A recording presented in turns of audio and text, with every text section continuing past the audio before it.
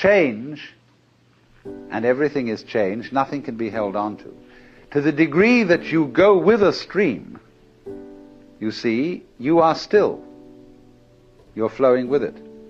But to the degree you resist the stream, then you notice that the current is rushing past you and fighting with you. So swim with it. Go with it. And you're there. You're at rest. And this is, of course, particularly true when it comes to those moments when life really seems to be going to take us away. And the stream of change is going to swallow us completely. The moment of death. And we think, oh, this is it. This is the end. And so at death we withdraw. Say, no, not that. Not yet, please.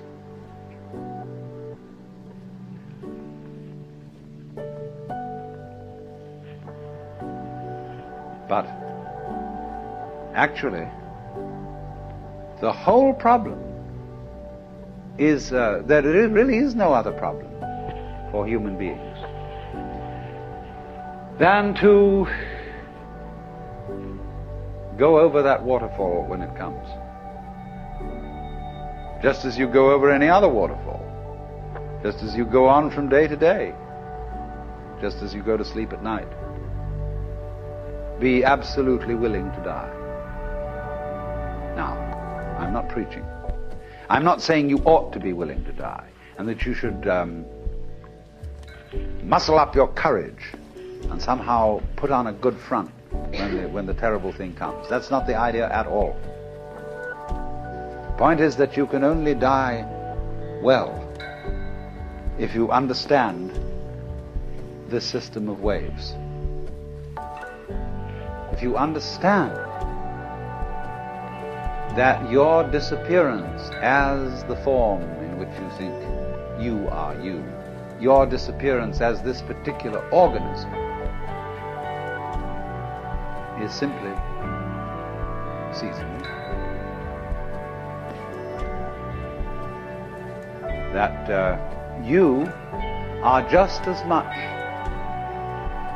the dark space beyond death as you are the light interval called life. These are just two sides of you. Because you is the total wave. See, you can't have half a wave. Nobody ever saw waves which just had crests, no troughs. So you can't have half a human being who is born but doesn't die.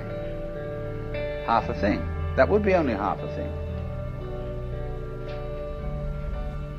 But the propagation of vibrations, and life is vibration, it simply goes on, but its cycles are long cycles and short cycles.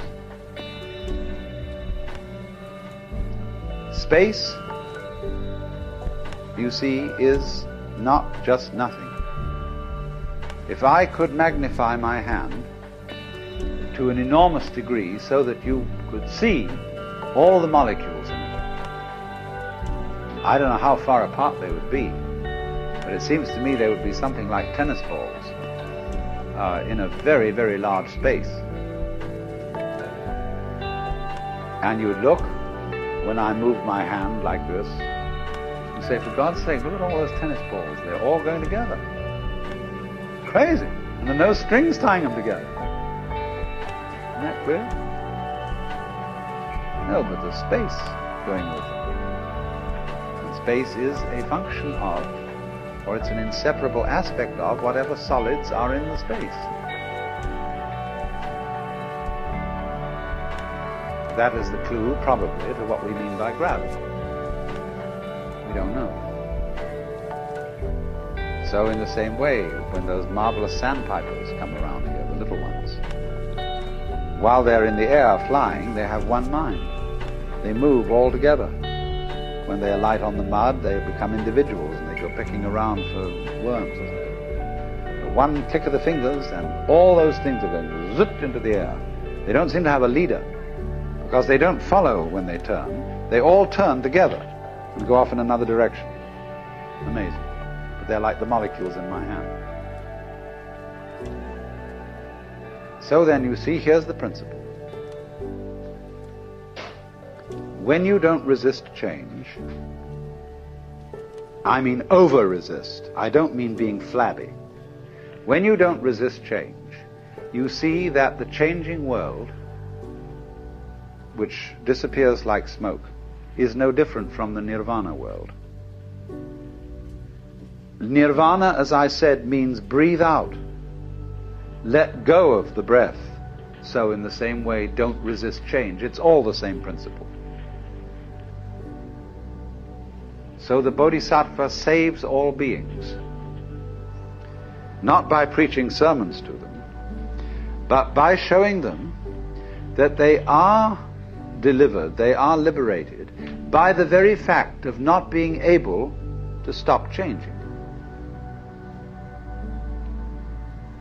You can't hang on to yourself. You don't have to try not to hang on to yourself.